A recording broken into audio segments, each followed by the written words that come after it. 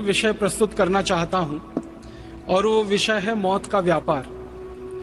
हमारे भारत देश में और दुनिया के सभी देशों में पिछले लगभग 100 वर्षों से एक ऐसा खतरनाक व्यापार शुरू हुआ है जिसको सिर्फ मौत के व्यापार की ही संज्ञा दी जा सकती है। इस मौत के व्यापार में कई तरह की चीजें शामिल हैं, कई तरह के व्यापार शामिल हैं। भारत में और दुनिया में सबसे बड़े पैमाने पर जो मौत का व्यापार चल रहा है वो है कीटनाशक दवाओं का, जंतुनाशक दवाओं का और रासायनिक खादों का। आप सभी जानते हैं कि सन 1960 के दशक में हमारे देश में एक क्रांति हुई थी जिसको हरित क्रांति के नाम से जाना गया। इस हरित क्रांति के बारे में सारे देश में और दुनिया में ये प्रचार किया गया कि अन्न का उत्पादन बढ़ाना है और कीटकों से फसल को बचाना है, जंतुओं से फसल को बचाना है। इंसेक्ट्स और बहुत तरह के पेस्ट फसल को खराब कर देते हैं, उससे फसल को बचना बहुत जरूरी है और फसल का उत्पादन बढ़ना बहुत जरूरी है ताकि दुनिया की आबादी का पेट भरा जा सके। भारत में और दुनिया में एक नए तरह का विज्ञान चलाया गया और वो नए तरह का विज्ञान मौत के व्यापार में बदल गया धीरे धीरे। हमारे भारत देश में सन 1960 में जब ये हरित क्रांति की शुरुआत हुई तब एक भी किसान ऐसा नहीं था जो अपने खेत में कोई जहर डालता हो। एक भी किसान ऐसा नहीं था जो धरती माँ के साथ जहरीली दवाओं का उपयोग करता हो। और हमारे किसान धरती को माँ मानते हैं, तो माँ की धमनियों में, माँ की शिराओं में जहर नहीं घोल सकते, मिट्टी में जहर नहीं डाल सकते। इसलिए हमारे किसान कभी भी खेत की मिट्टी में पेस्टिसाइड्स, इंसेक्टिसाइड्स, हर्बिसाइड्स, फंगीसाइड्स आदि आदि कभी नहीं डालते थे और ना हमारे देश की मिट्टी में यूरिया, डीएपी डाला जाता था।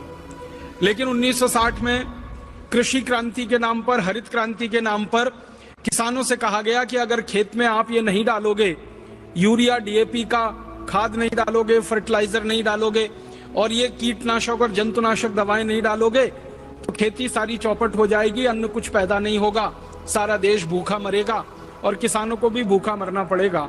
लिहाजा धीरे धीरे किसानों को पहले मुफ्त में दी गई, किसानों ने उसको मुफ्त में डालना शुरू किया। धीरे धीरे मिट्टी को उसकी आदत पड़ गई, फिर खरीद के डालना उसको शुरू किया और अब होते होते इस देश में लाखों मीट्रिक टन में जहरीली खादें और कीटनाशक दवाएं खेतों में पड़ रहे हैं। हमारी भारत सरकार के आंकड़ों के अनुसार एक वर्ष में करीब खेतों में 1,90,00,000 मीट्रिक टन रासायनिक खाद डाल दिया जाता है।